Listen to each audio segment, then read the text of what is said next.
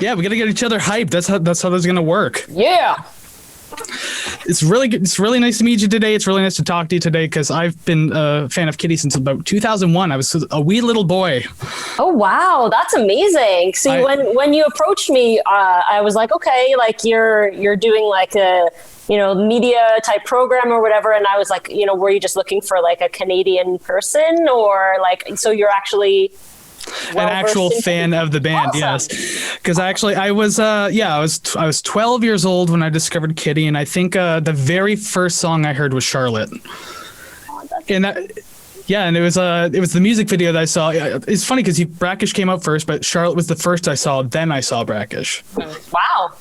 Well, I mean, you know what? It's interesting because like Brackish seemed like it was like right out of the gate, like the thing that sort of caught people's attention. But Charlotte was actually the video and song that I think actually like charted better on radio and also made it to, things like TRL on MTV, which for the young generation, that was total request live, yeah, where the most requested videos in all of the country at the time, and Charlotte actually made it in the top 5 of that. So it's interesting how that kind of, That's pretty impressive considering like TRL is an American too. So the fact that like this Canadian band out of nowhere, these young girls just came out of nowhere and suddenly charted in the US, especially on TRL, because that was huge at the time. It was so big. And I remember when it was like, we're going to be on, and we were like in the bus cheering, like it was really cool. And mind you, like less than a year before that, I was like, who the fuck is Carson Daly? Yeah, I feel like that was probably a common thing, especially like, here in Canada, we had like Much on Demand from Toronto, for Much Music. Yeah, we had our VJs, like we had our own Much Music VJs, and we didn't really subscribe to that the way that MTV sort of worked was very different. Like, Much Music was very like cable access feeling, but it was more accessible, Yeah, it felt like way more open to the public too than MTV actually was too. Like we had Rick Campanelli before anyone knew who he was. Yeah, that's right. ET Canada in the house. So I guess I'll get this thing kind of kicked off a little bit. We're going to go all the way back to the beginning of you, because you did start in Edmonton. That's where you were born. And I think it was around the age of 2, you moved to Brampton, if I'm not mistaken. Yes, yeah, well, 4 around there, something like that. Okay, but then you were there for a little while, and then you ended up moving into London, Ontario, which is where you reside now. Yeah. So how was it having to settle into London, Ontario? And I'm assuming that you still like it there, considering you still live there. Yeah, I mean, it was back then. I remember it being a really, really big transition from moving from Brampton to London. I was, I think, about 12 years old, and I recall it being a really traumatizing experience. And I think, it was at a formative years, type situation. It was like I was like super young, and I had a lot of really great friends, and moving to London was a really different experience. I felt like the cultural aspects were very different. I felt like London was a lot less multicultural than Brampton, and like to me that was a bit of a culture shock, but also just having like your friends and your stability, and then having that all taken away and becoming completely isolated. And 2 hours isn't that far for, somebody that's like old and they got a car and they can drive. But, at 12 years old, it seems like, it's really far away. And so it was a really traumatizing time for me. And I feel like it actually changed me in ways that I believe sort of set me on the path to, this musical endeavor and this experience. So in a weird way, it's like metal person. Yeah. Yeah, in a weird way, it's like a positive trauma. That's something that a lot of people can say. Yeah, well, I mean, I think it's always a really wonderful thing when people can turn those kinds of experiences into positives, and in a weird way, I guess I did. Yeah, absolutely. And also too, like around the age of being young too, and this could even go back to Brampton, but I guess it more or less take place in London. So your relationship with your sister Mercedes, who's also the drummer of Kittie as well. So how was your relationship with Mercedes growing up, like pre-Kittie? Because obviously, like, you two get along fantastically now. And since you I was actually going to work into the point that most siblings will clash with their siblings, but you started a band with yours. So how was the relationship with you two growing? Yeah, well, Mercedes and I, growing up, we didn't really get along that well, to be honest with you. We did have a really combative relationship. And I mean, I love her. She is, you know, the person that I know that she's gone through everything that I've gone through. So it's like, you know, I know that she understands everything about the experience of, you know, being in the band and all these things that sort of went on. But when we were growing up, we didn't really get along that well. And I was like, oh, she's like my little sister, and like, who wants to hang out with your little sister and whatnot. Yeah. But once we moved to London, I feel like I probably had to rely on her a little bit more because she was a part of my family and close in age, and I didn't have any friends, right? And neither did she. We were both experiencing that move together. And, you know, it turned out that it was a really great exercise for both of us to sort of like, you know, pick up an instrument and play together and that sort of thing. And that's, you know, by the time, you know, after 2 years had rolled around and we'd started to make friends and started to sort of get into the, you know, more rock oriented type music, it was sort of just the natural choice to be like, well, you know, let's have some fun together and let's learn together. And that was really all that Kittie was in the very beginning, was just an exercise in having fun and, you know, making friends and learning together. Did you two start around the same time, like learning instruments? Like, because I know you started on piano, then you went to guitar. Like, and when did she pick up drums around? It was around the same time that, like, early on, like before I moved to London, I did play guitar and I did have like guitar lessons, like acoustic guitar, because my parents were like, well, you need to learn something, you know, like, and you know, piano wasn't very exciting. Guitar when I was like 8 years old wasn't really like that exciting either.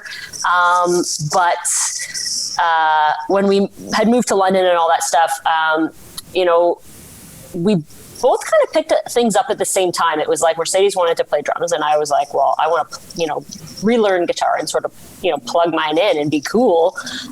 So it was definitely at the same time. And like, by the time we were like, you know, 12, 13 years old, we were already set in our instruments and our ways. And then the rest is history from there. Although we're going to be digging into that history anyway. Absolutely. So yeah, because obviously that's kind of around the time Kittie came around, like 1996 was when it all technically started, but then Spit didn't come out until a few years later. So with the name itself for Kittie, because you know, the documentary that just came out, Kittie, Origins and Evolutions, I could say it right. We will get into that as well. We'll obviously be talking about that. So the band name was talked about, and I think the general consensus between you and her was that you just thought you were a bunch of clever young 14-year-old girls, that it was funny to put this very innocent sounding name in this very like chaotic kind of atmosphere that is metal. So you could tell us a little bit about what you were thinking then, if anything on top of that, and then maybe what you think about it now. Do you have any regrets, any second thoughts, or are you cool with it? So like, tell us a little bit about the name. Yeah, well, I mean, you do have to remember that when we named the band, we were literally like, you know, 12, 13 years old. Yeah. And we were looking for a name that represented the exact opposite that the music, you know, was, so that we could surprise people, so that, you know, they would see the name and be like, not expecting it to be, you know, a metal band. And we did have a couple of other names, and I think actually it's interesting because I think Swan was one of them, and then Mercedes ended up doing the White Swan, which I think that was sort of like a subconscious thing in the back of her mind. Yeah, but when I heard that. Yeah, it's interesting, right? So yeah, we were just trying to think of something that was an unassuming name that people might read and also judge and then be put in their place after hearing the music. That's the type of thinking that we were going with. And in order to sign up for our very first show, which was a battle of the bands, we needed a name, and we had been thinking and toying with it for a really long time. And like, actually at the last minute, we went and signed up and we're like, let's just put Kittie down. Like, that's it. And we did. And so we played our very first show. I think it was the end of February 21st, 1998. I think I remember reading that. Yeah. Yeah. And then never looked back. Yeah, exactly. And I mean, can't say it hasn't worked out. Yeah. And I mean, like, you know what? Yes. As an almost 40-year-old woman, I do, like, I can see how it would be like, oh, that's kind of it might not be the name that I would choose now. But over the years, I've come to understand and respect the power that the name Kittie has. And that, I think it was the right choice. And so do you feel that way about it now that like you're completely cool with it and like yeah I mean, there's a lot of things I've come to terms with over the years. Yeah, that makes a lot of sense too, and that's fair too, because like there's a lot of people who would look back on it. I mean, maybe not a lot of people, I don't know, but maybe who'd be like, I don't know, maybe I should open like up a new project or something like that and just kind of get away from that name. Like I think even someone like David Bowie did that. He didn't want to be Bowie anymore, so he made Tin Machine, I think it was, like just along that kind of example. But yeah, I mean, if you're still cool with the name Kittie, then I don't see a problem here. Yeah, no, same here. So we're gonna jump a little bit here because, like, first off, I don't want to like talk too much about what could be found in the documentary, just because, like, people should watch it anyways. And actually, it was a really great documentary, by the way. I really enjoyed it. I've watched it twice now. Awesome, thank you. Yeah, no problem. So Spit came out in 1999, debut album for the band, and it was obviously very successful, probably one of the more successful albums of Kittie itself, because it went gold with the RIAA. It managed to peak at number 79 on the Billboard Top 200. But aside from how it did commercially, what were your expectations going into this album, and like what did you foresee coming of it? Okay, well, so in rolling it back to the beginning of 1999, we met Jason Weiner, who was a rep for NG Records from New York. They were a small punk rock label, and we started discussing signing a deal with them, and we recorded the album, and we literally just expected the album to be put out on the small label, and I think we pressed like a couple thousand copies, and then that was it. It was just going to be like a fun little like summer project, and then that was it. Yeah. And then there were some things behind the scenes that happened, like Artemis Records formed, which was a lot of different sort of ex-CEOs and ex-like head A&R people from huge record labels, like Danny Goldberg being one of them, and he managed Nirvana, among other amazing things in his illustrious career. So Artemis Records formed, and they actually bought up NG Records, and so we sort of got amalgamated into that record label, which put a little bit more push behind the album and the release towards the end of 1999. And Spit actually was released a couple times in 1999 and then pulled off the shelves again, but the official release date was January 11th, 2000. So it had just turned the new millennium when the album was released. But yeah, like we had no expectation. We just thought, we're going to press a few thousand copies. Maybe we'll sell some albums. Maybe we'll get to do a tour, and that'll be it. And then we'll go back to school the next year. So I'm guessing the demand for it kind of freaked you out a little bit. Yeah, it was very overwhelming, and things happened very, very quickly. And part of the reason why the album was actually released and then pulled back again, I think the original release date was in September. A couple things happened. Tanya, who was our original bass player who played on Spit, left the band, but also the album was put out and then it started charting right away, and they weren't prepared for that. So then they pulled it off the shelves because they wanted to set up a little bit more before the album, was released, with the video and, the proper album setup that was to be expected. And so things were getting a little too crazy and out of hand too really quickly. Yeah. Well, that makes a lot of sense too, because especially with someone leaving, because I think there was like the original album cover for Spit, and then there was another one, and I think that she had to be airbrushed out of it, like Tanya had to be. Yes. You can actually definitely tell on the cover on Spotify, especially. I think it's like a really high definition image, and you could like the bass just kind of pops out a little more.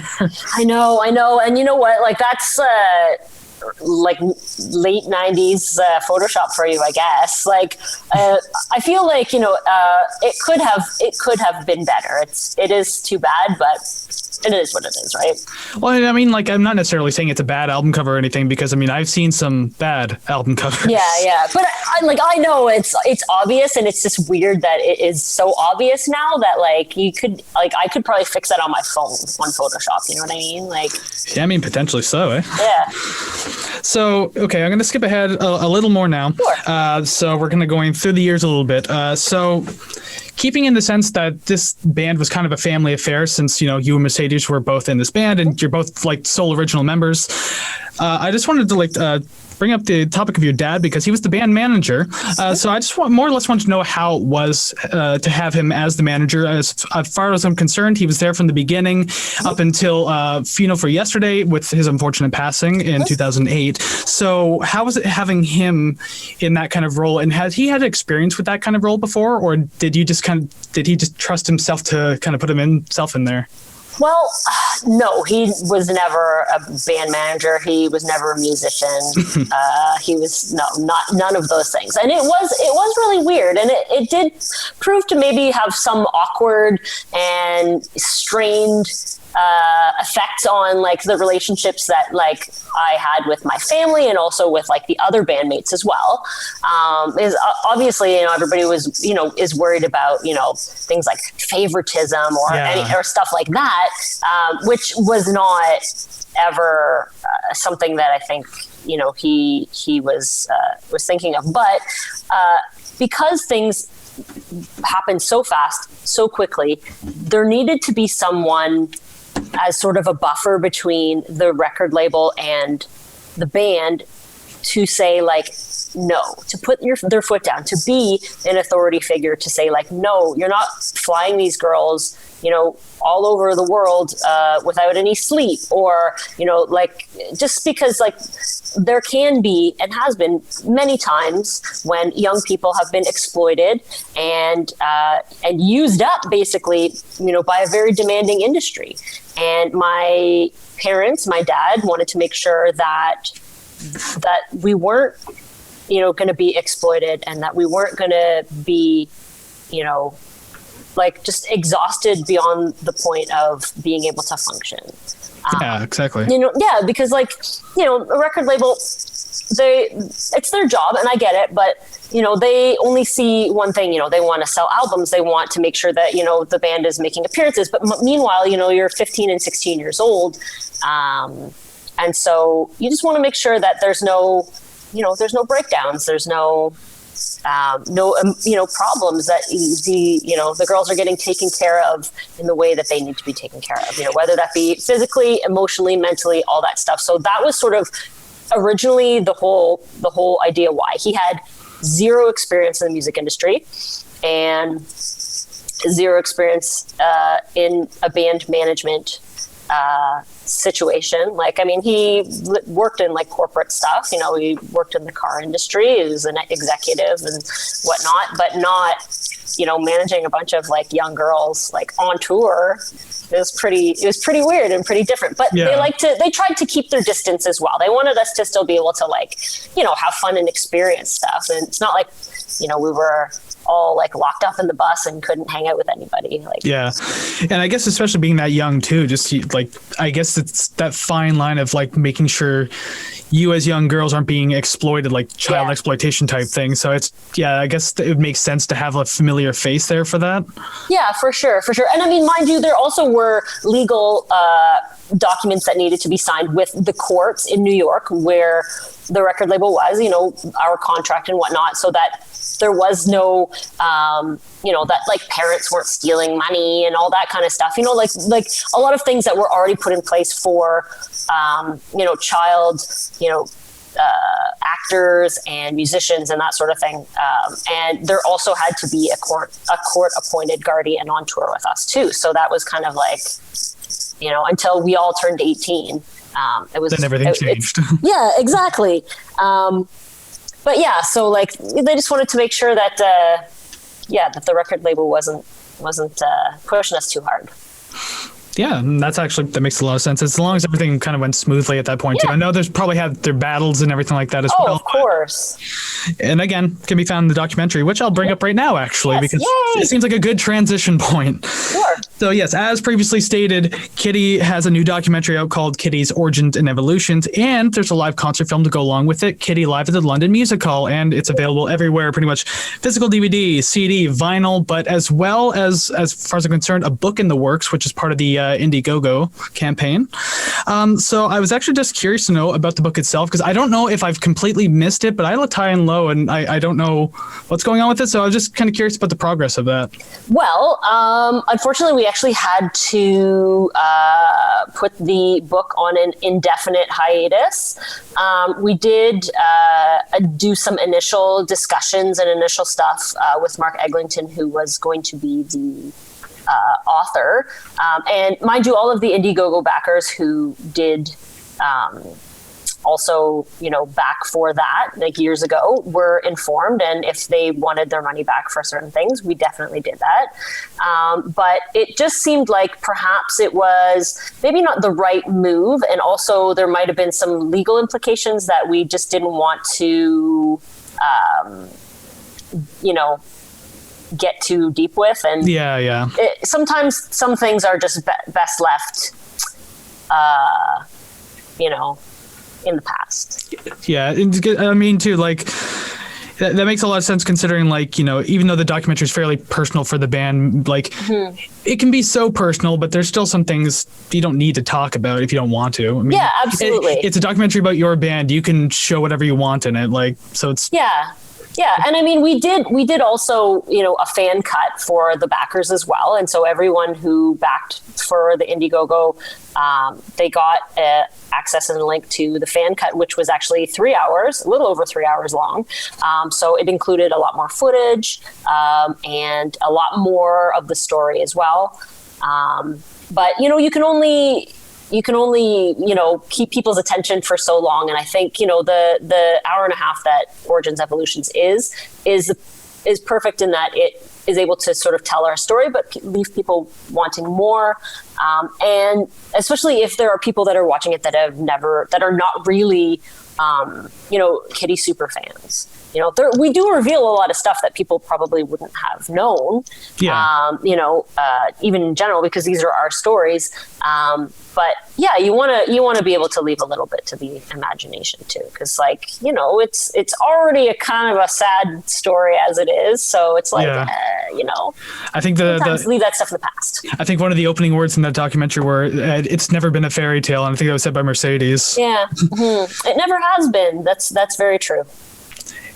But meanwhile, you all made the best of it. So, I mean, there's got to be some plus side to that somewhere. Absolutely. And actually, on the topic of the Indiegogo too, like I was looking into that, and I wasn't aware of this back then because I didn't even know Indiegogo existed back then.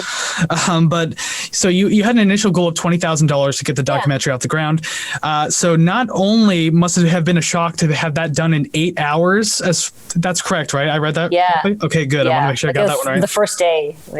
That's insane. But not only that, but you doubled the original goal and ended it at $40,525. So my question out of that would be, with Kittie on something of a hiatus by the point of that, like something of a hiatus, how did it feel to know that you still had this loyal fan base still ready to give back to the band when they could? Well, honestly, that part of this whole experience with the documentary was a huge shock to me. Like, I was not expecting that. And I actually was really, in the beginning, not a huge champion of the whole experience, because I knew that it was going to be a really long and hard task ahead once, we got that off the ground. And it was actually Mercedes and Trish who both really, really championed the documentary. And Trish, she set up the whole Indiegogo campaign, taking all the photos and doing all the Photoshop for that. She did the Indiegogo video that we did, the little intro video, why you should donate type thing. She put that all together, and we invited everybody, and it was really, really great. So yeah, at the beginning, I was not a huge fan of the idea, and I was really shocked actually that it happened, and it happened so quickly. Yeah. But of course it's reassuring because you're like, wow, there really are a lot of people who still love the band and who want to hear our story and want other people to hear our story too. And I think that is meaningful because those people that donated, the band means so much to them. That they want to help to bring that to life. And I think that's really beautiful. And that's going to be a common thing with bands who tend to like disappear for a little while. Like you come back and you're not certain that fan base will still be there. Or if like maybe they have a lesser opinion of you of like something along the lines of that. So it must have been really nice to come back to that and be like, not only did we meet $20,000, but there's enough people out there who doubled the goal. Like that's incredible. Incredible stuff. Yeah. So I guess we'll move on a little bit beyond Kittie. Like I have other questions, but like I got kind of a time limit, unfortunately. So yeah, you've managed to keep busy with various things beyond Kittie and everything like that. And one of those things happens to be just like this, venturing into the world of podcasts. Yeah. So you are 1/3 of the Witch Finger Horror podcast, alongside of Yasmina Katita. Let's hope I'm saying her name correctly. Yes, that's right. That's correct. You did it. Good. Excellent. And Megan Stinson, which that name's a little easier to say. Yes. So out of the two of you, I was going to mention this earlier, but I guess we kind of ran out of time for that one of those early friends you made around London, or maybe even earlier, was Yasmina. Yeah. So tell me how you two originally met and how you eventually came to this idea to make this kind of podcast, because as I understand, you both have like this affinity for retro horror and everything like that. And then on top of that, like, where did you two, like, how did you two meet Megan, and how did she fit into this original idea? Okay, well, actually, it's funny. Yasmina grew up on the same street that Mercedes and I did. So we met very, very early on when we moved to London. And funny enough, Yasmina was born in Edmonton. And she was actually born in the same hospital that I was in the same year. So. You're going to tell me next that she was born in the room next to you. Right? Creepy. Who knows? But yeah, it's really strange that it seems like there's some sort of fate that had intervened where we were meant to be friends. And so Yasmina and Mercedes and I, we consider the three of us like as sisters. Yasmina is as much a part of my family as Mercedes is. So yeah, we met very, very early on, being super, super young. And she also, I believe, was fairly new to London too. So it just kind of worked out. Mercedes and Yasmina went to high school together. I actually went to a different high school, but she was there very early on, a fixture in our home and a fixture, in our relationships and friendship, which is why she's in the documentary as well. She was there to witness, all of those things. Exactly. Yeah. So, we've been friends for years and years. And I guess maybe... I've always been a huge fan of horror movies, and especially of 80s horror. Like, I can remember being very young, growing up in Brampton, the Jumbo Video down the street. They had like the big spooky castle in the back, which was the horror section. They had it all set up like a castle. And I remember my parents would let Mercedes and I go in there and pick a movie for like the Friday night movie. And we would always pick the worst stuff. And all of these movie covers were always so nostalgic and sort of brought back, feelings of childhood, which I know is kind of demented, but so we were allowed to watch a lot of stuff that a lot of kids probably weren't allowed to. And so that's always been an interest of mine. And it actually happens to be an interest of Yasmina's as well. And for many, many years, a lot of times our like hangouts would just be like, all right, let's like have some beers, watch a movie and laugh our asses off. And so it ended up that Megan moved in with Yasmina right before we had started the podcast. And, of course, our Friday, Saturday night tradition continued. And we actually got the idea where we're like, well, we think like the comments that we're saying, like, we think we're really funny. Maybe other people will think we're funny too. And I know it sounds so ridiculous to say, but that's just kind of how it goes. So we decided like, hey, let's do a test run and record ourselves. We'll do a little bit of research about a movie and we'll put it up and see what happens. And that was closing in on 5 years ago now. So we're not new to the podcast game. because it does seem like there's a lot of podcasts going on these days, especially with a lot of people being locked up, with the pandemic and whatnot. It's a great way to get out your feelings and reach out to people. And it's really, really cool. And through this podcast, we've met a lot of incredible people. We feel very secure in this amazing horror community that's being built on social media and also in London with, our local horror convention, Shockstock. They've been inviting us to do our live show, and because it always involves like drinking and just bad movies and fun and amazing people, it's always a great time. With Witch Finger, that's what we do. We research a movie, we have some drinks, we record while we're watching the movie, and we just have a really, really great time. And the three of us are great friends. We have so much fun together. And I think the beauty is that we all kind of have something a little different that we sort of bring to the table with the podcast itself. And I think sometimes having opposing views is a great thing. Because if you're friends and you have an opposing view, you talk it out in a way that I think there's respect there. So it makes for a really interesting listening, I think.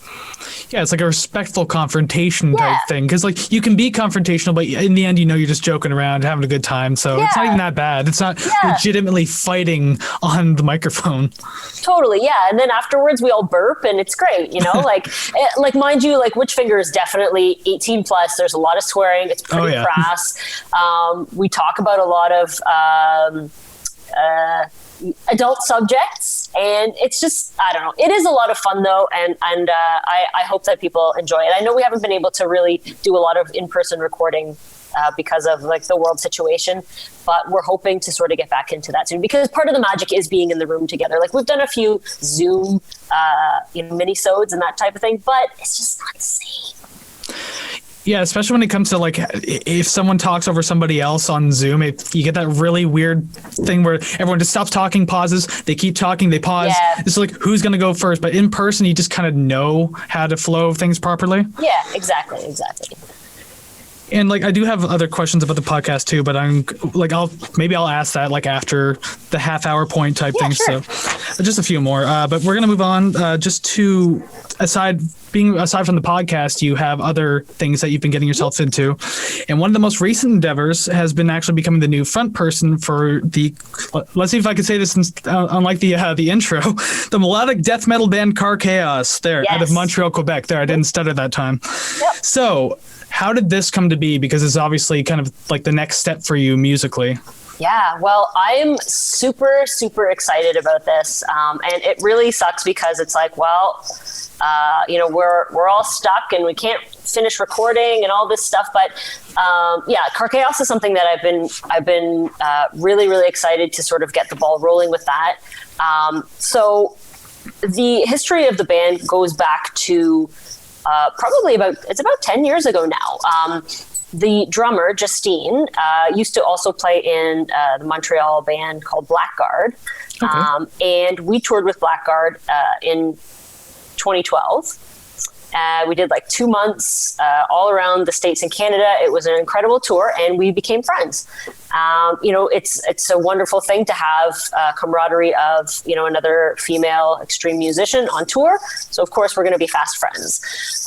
And we've kept in touch over the years. I did a few vocal guest spots on Blackguard albums, as well as on the last Karkaos album. I did a little vocal spot too. It's just been something where it's like we have always been great friends and always wanted to make music together. And we do have a couple of other projects, Justine and I. But when the time came for, they were having their own sort of, internal issues, and they had made a decision that they wanted to part ways with their previous singer, Vicky. And I was approached and asked if it would be feasible. And I know for them it was a big decision because I don't live in Montreal. So the distance obviously is a factor.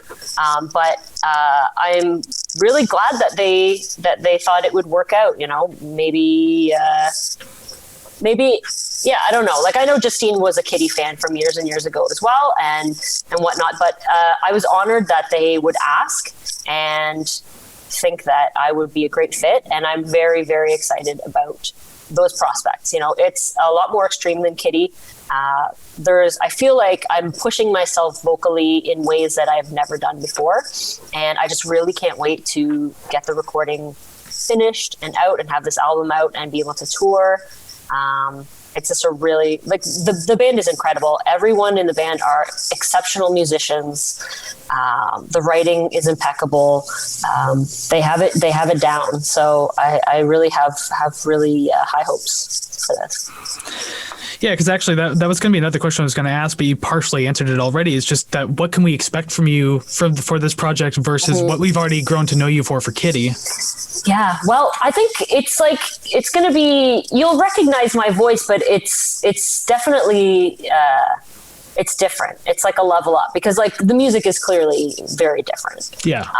There are a lot more elements and a lot more layers to some of the stuff with Karkaos. So there's a lot more open to interpretation musically. And like I said, I am pushing myself in ways I've never imagined before. And I think I feel like I need to, and it is almost expected of me because of the level of musicianship, the bar that the rest of the band has set.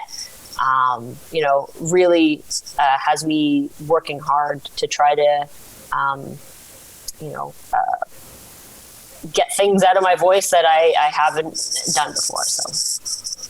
Yeah, that makes a lot of sense too, because we've there's been some samples posted online of you playing with them live, and I think there's even been like a kind of like a teaser demo type thing that was released.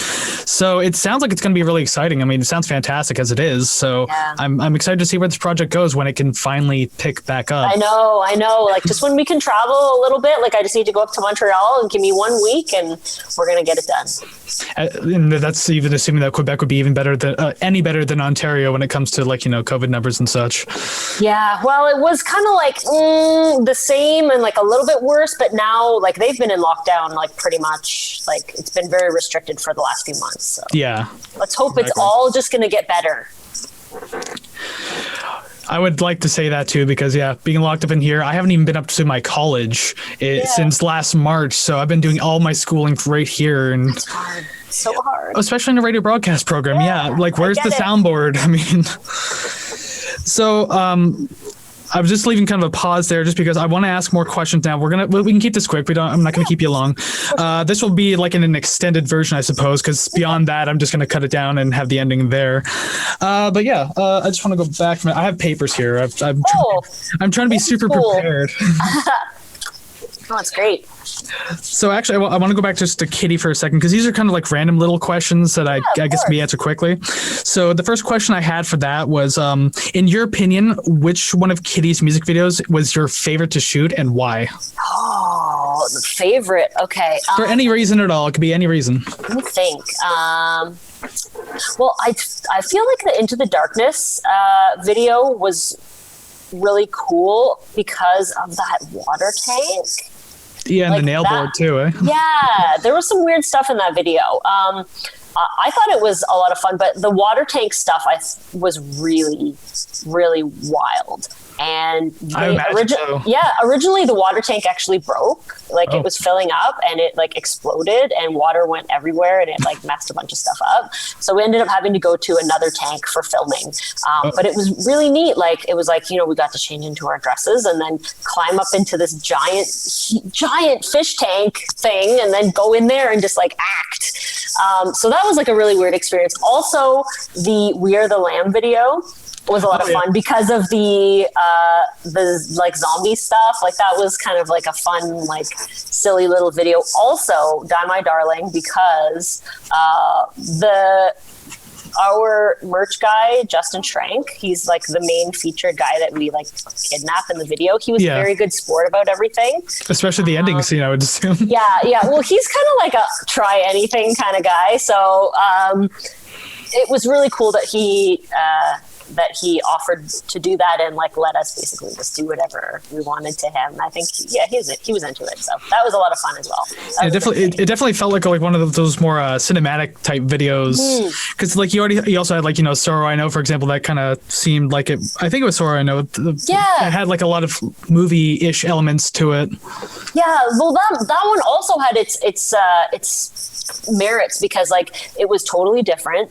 We got to film like in costume, and also we did a casting call for Kittie fans. So we basically just invited everybody who was like on our message board at the time, because message boards were still a thing, and like a lot of longtime fans. And it was like really cool because we like pretty much knew all those people already. At least we knew them from shows, or we knew them from, their handle on the Kittie message board. And it was cool that like everybody was so into it. It was like, it was getting pretty serious at some points. But yeah, like they had so much fun with it. And I'm so honored that people traveled from all over the country to be part of it. So like that was a big fun day. That video in particular too looked like it was a lot of fun to do, because actually I was just a few days ago I was reading through the comments, because like I read through the comments on the videos and everything like that. There's one that comment that I found that kind of cracked me up a little bit, and actually it's a good question for you as well. For the user, this was like 11 years ago too, from RKO Champo 7. It's official, Morgan has had a different hairstyle in every single Kittie video. That's kind of epic. Major bonus points for keeping it fresh and original, Morgan.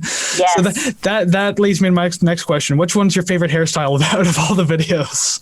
Oh man, because it's true. I mean, you like literally every video something new. You're not wrong. It's really weird, actually. I guess like changing my hair is like a big thing. I actually haven't literally cut my hair for like 10 years, so now I'm kind of stuck with this. But let me think. Well, I don't know. I think the Sorrow I Know video, like I had the short blonde hair, but like I really liked the finger wave, like 1920s kind of thing that was going on there. I don't know. Short hair, I always like thought like looked okay on me. I guess I have the right face for it. Some people are like, I'm not a fan, but my favorite hairstyle, the Charlotte video was like pretty badass. I was going to say, like, that one was pretty, like, striking when you first see it. Yeah, because I was just like, well, fuck this. You just spike it all up, like, who cares? Yeah, exactly. Like, I think I was inspired by Joan Jett. She had a shaved blonde head at one point in the 90s, and I think I saw that and was like, yeah, she looks awesome. So yeah. Well, I mean, that answers that question then, especially if I doubt this guy's listening, or girl, it doesn't really matter, but I doubt they're listening, but the idea is there's more of an in-depth portion to that person's comment. Yeah, exactly. So I'll jump back ahead to the podcast, because actually you already kind of mentioned this and I wanted to extend on it a bit. So, with the podcast, you've gotten involved more into the horror and VHS community. And so just, I guess, a little more in depth, like how has that experience been over the last few years you've been able to do that? It's been really, really cool. Like I sort of touched on earlier, the horror community is so incredible. Everybody is, so wonderful, and seems like they're very inclusive, and there are so many wonderful, generous people out there. Like, collectors are so cool. We've met a lot of really great people and been able to travel to things like VHS Fest, at the Mahoning Drive-In in the States. We've been doing that every year. We missed it this year, obviously, because of COVID and whatnot. But, just going out and meeting people that you might have like a social media chat with, or social media relationship with as part of the community. It's just a really wonderful and embracing feeling. I don't know. I feel like maybe I might have been a little bit late to the collector game, and that's fine. It's not like I just one day. I mean, I did just one day. I was like, I decided, I think I'm gonna start collecting. But a lot of these movies were movies that I grew up with and whatnot. And people are always really, really cool about stuff, and I really love that feeling. Having a really great community surrounding anything that you're interested in is really, really wonderful. So it is. And it's not like something like this would have like a timeline anyways. It's not like you have to start collecting now or else like you're too old, too young type thing. Just jump in when you're ready and jump in when you feel good about it. Exactly. And there's no judgment, and I think that's a wonderful thing. People are really, really cool about it. And like I said, there's just so many amazing people, whether we're at a convention, or just like at a VHS swap, or just like hanging out in our living room. People are always so wonderful and nice, and it's just great that we can all have a good time and we got something in common. It's really cool. Yeah, absolutely. because I mean, like I'm in my early 30s too, and I started collecting vinyl like 10 years ago, and people in the beginning were just like, "Oh, you're too young to be doing that. Do you even know what vinyl is?" It's like, no, but I'm learning, and now here I am. I got a big collection, and like I take care of my records. So I mean, poo on that guy, you know? Whatever. Exactly. I haven't said poo in a long time. there's nothing wrong with that, you know. Like I think about. You know, like kids that are like 14 years old who are like just discovering Kittie now. And they're like, you know, it's like, does it make them any less of a fan because they weren't born 20 years ago to like buy Spit the first time it came out? No, you know, I think people discover new things about themselves and about the things that they love every day. And I think that's a beautiful thing, you know, that sense of discovery, that sense of always looking for something else, you know. I think it's wonderful.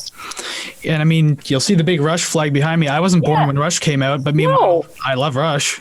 Yeah, who doesn't? What Canadian does not? Exactly. Must. All right, so I'll just finish this off with one last question that I was actually quite curious about myself, because I know you mentioned too, like there's like other projects that could be in the work and everything like that. So I wanted to ask about the project Winterlust. Because that seemed like it was teased back in about early to mid 2020, and I haven't found anything on that since. And another one of the situations where I hope I'm not missing anything. So if you have anything of an update or just want to talk about it a little bit, what is Winterlust? Of course. Well, Winterlust is also a project with Justine from Karkaos and ex-Blackguard. We joked about like doing like a Disney metal project before, like years and years ago, and we just thought it would be a funny thing, and then it just kind of actually morphed into something completely different. So it's kind of like a synthwave project. There's a lot of orchestration in it. We have an entire album. It's finished. It's just being able to find the correct resources and the right way to launch the project. We also are, the band is also another member. His name is Joe. He also used to play in Blackguard. He was the keyboard player years and years ago. And he has a wonderful studio up in the Montreal area where we've done a lot of our recording. So this entire album, the three of us, it's in the can, it's done. We have album artwork and all that stuff. It's just a case of getting everything going the way that we feel would be the right way to release it to the world and to set the album up.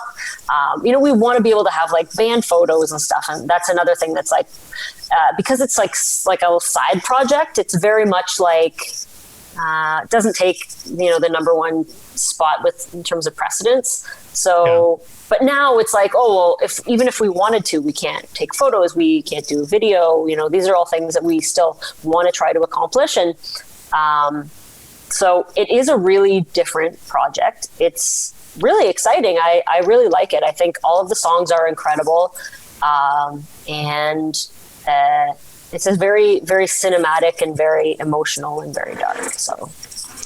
Yeah, so I guess like any Kittie fans that hear you're making new music, they'll hear this, like they have to kind of, it's not that they have to like that kind of stuff, because like a lot of people can just, adapt to new music and everything like that, but it'll definitely be something exciting to get into. Like I like that kind of stuff too. That I like many different types of music. So I mean, when I read about Winterlust and I first saw there was like a teaser for it, I think it was back in April or May. I was just like, I'm curious now. So I waited around for it. I forgot about it because nothing was talked about. Yeah, I know. And then as I'm like looking up things, I was like, oh yeah, I should ask about that.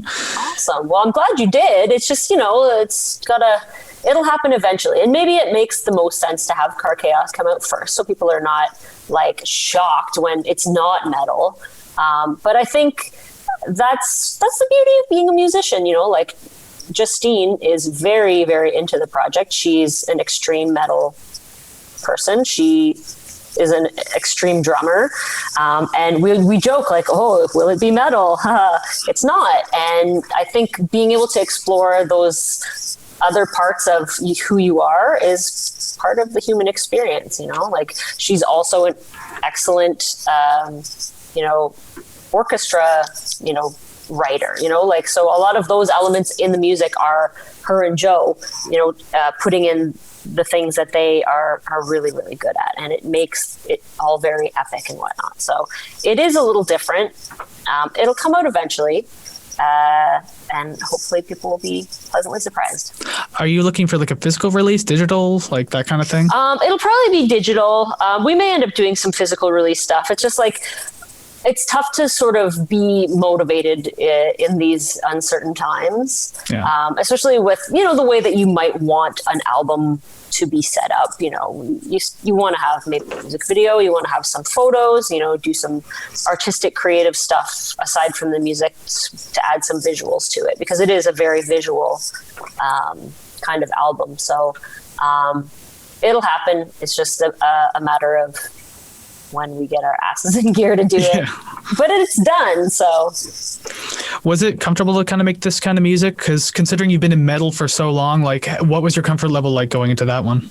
I was very comfortable with the music because I was excited at the prospect of doing something completely different. Singing wise, I went up to Montreal to visit and work on vocals a couple of times. The first time I remember being not very confident.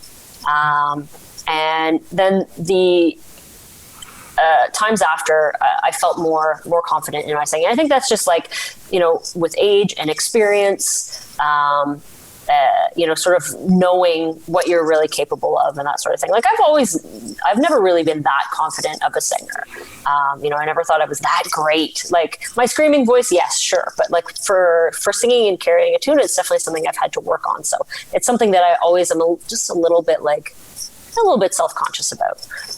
So that took me a while to work up into that level of feeling okay with it. So. Yeah, that makes sense too. Cause like I'm also a musician. So like getting used to my own voice singing, like took years, and like I'm still not huge on it, but like I'm still trying to put it forward and work on it. So I mean, I can relate to that feeling, like you're comfortable with one aspect of what you do, and then another one's like, I need to work on this or something of that sort. Yeah, but you can't learn without the challenge, right? So sometimes you have to get uncomfortable to get comfortable again. And I feel like probably the last 5 to maybe 8 years of my life, that's what it's been, like it's sort of like, after Kittie, what can I do? How can I improve? Like I've been used to doing things one way for so long.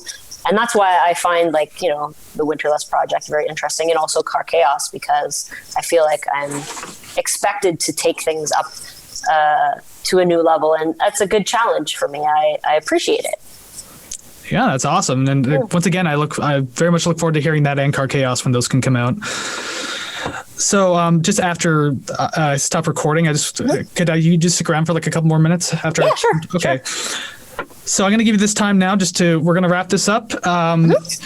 If there's anything you want to plug right now, by all means, go right ahead. I'm giving you the floor. Morgan, what do you have going on in your life? I think that's that quote from Hot Ones.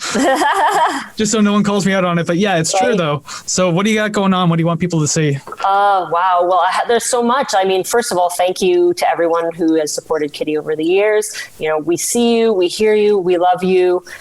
People that have just discovered Kittie. I find it amazing that now, 20 years later, there are people that are still coming and saying, hey, we love your band. And I feel like with the magic of social media, we're able to be in contact with these people. So thank you to all of those people. Thank you to everyone who is continuing to follow my career musically and is excited about what the future holds. Please check out Witch Finger Horror Podcast. You won't be disappointed. There's a cat on my lap right now. Which one? You have several. Which one is it? It's Charmin. Oh, okay. Do you see her tail? Yeah, I see it just barely off screen there. I know. She's had enough, though. Yeah. But yeah, so I don't know, like, life is interesting. Life is weird. It's crazy, Keep your heads up, people. Things are going to get back to normal soon. We'll be able to party again. We'll be able to, go to concerts again. Music will save us all again. And we just have to be patient. So thank you very much. And thanks to you. And no problem. That was a wonderful way to kind of close everything out. So Morgan, thank you so much for taking the time to sit down with me today. I truly appreciate it. Of course. And thank you all for watching. And I guess I'll see you all next time. Take care.